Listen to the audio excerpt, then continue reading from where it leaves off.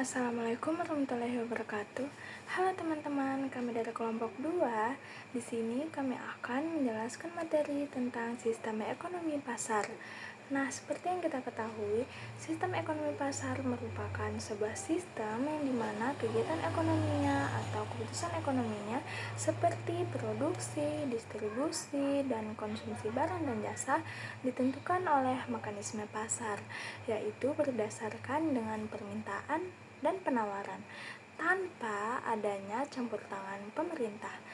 Nah, di kegiatan ini juga secara keseluruhan dikendalikan oleh pelaku usaha dan konsumen.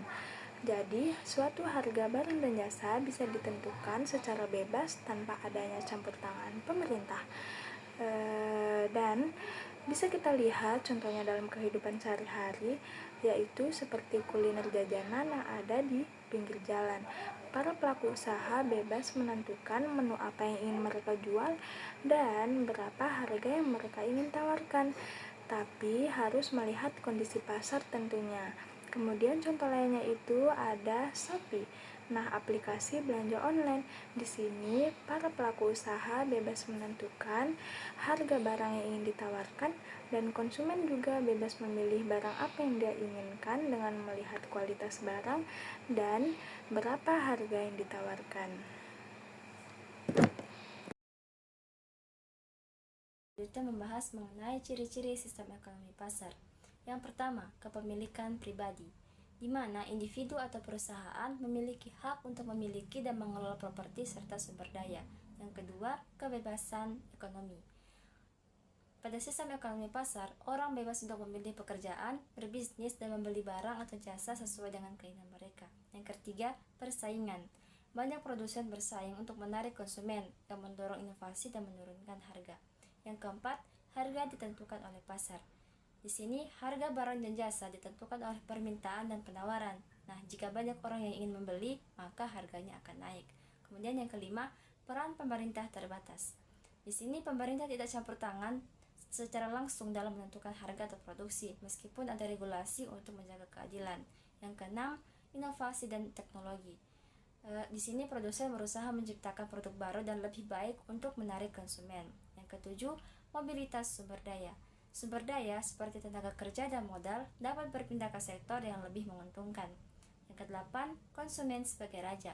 Keputusan dan preferensi konsumen sangat mempengaruhi apa yang diproduksi di pasar. Yang kesembilan, tentunya keuntungan sebagai motivasi. Nah, tujuan utama dari produsen ini adalah untuk mendapatkan keuntungan yang mendorong efisiensi dalam produksi. Dan yang terakhir, informasi pasar tersedia. Di sini informasi tentang harga dan produk mudah diakses sehingga membantu pelaku pasar membuat keputusan yang tepat. Selanjutnya ada beberapa kelebihan, diantaranya pertama, interaksi bebas, menjamin barang dan jasa sesuai kebutuhan konsumen. Kedua, mendorong kewirausahaan karena setiap orang berkompetisi untuk mendapat poin. Ketiga, konsumen rela membayar mahal untuk produk yang sangat dibutuhkan. Keempat, barang dan jasa yang diproduksi seefisien mungkin. Yang kelima, semakin tinggi produktif suatu perusahaan, semakin tinggi harga yang dihasilkan. Baik, saat di Sucinda Rahmawati akan melanjutkan beberapa kelebihan dari sistem ekonomi pasar, diantaranya mendorong inovasi sehingga membuat pasar terus berkembang. Dan inovasi sangat dihargai, konsumen lebih menyukai produk baru yang kreatif. Kemudian, kemajuan teknologi membuat produk lebih cepat dikenal.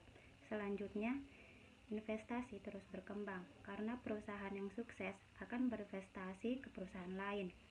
Dan yang terakhir, sistem ekonomi pasar bisa mengurangi birokrasi negara, karena diambil alih oleh swasta. Baik, selanjutnya saya akan membahas tentang apa saja kekurangan yang dimiliki oleh sistem ekonomi pasar. Di sini saya akan menyebutkan 3 diantaranya. Yang pertama, yaitu sistem ini tidak melindungi penjual atau pengusaha yang memiliki modal yang kecil.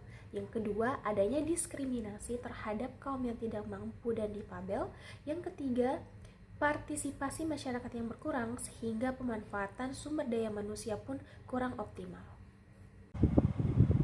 Baik, poin yang keempat yaitu ada individu yang gagal bersaing akan semakin terpuruk.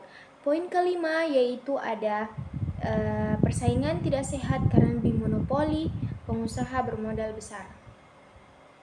6. Memperlebar jurang antara kaya dan miskin. 7. Eksploitasi pemilik modal besar pada sumber daya tanpa ada pihak lain yang bisa mencegah.